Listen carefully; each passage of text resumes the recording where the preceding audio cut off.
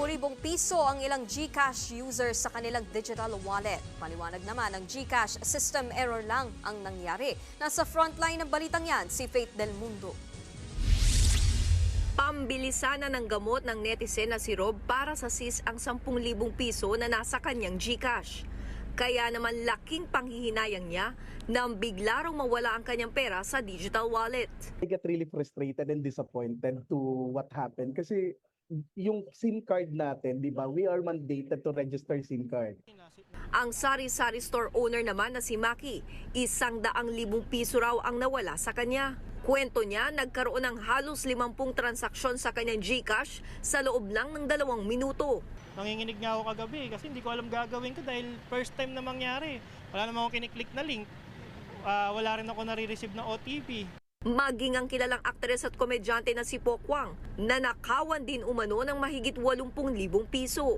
Nakakaiyak raw ito para sa mga taong tulad niya na naghahanap buhay ng patas. Ilan lang yan sa mga reklamo na bumaha sa social media dahil sa nawawala nilang pera. Tanong pa ng ilan, hindi kaya insidente ito ng hacking sa e-wallet?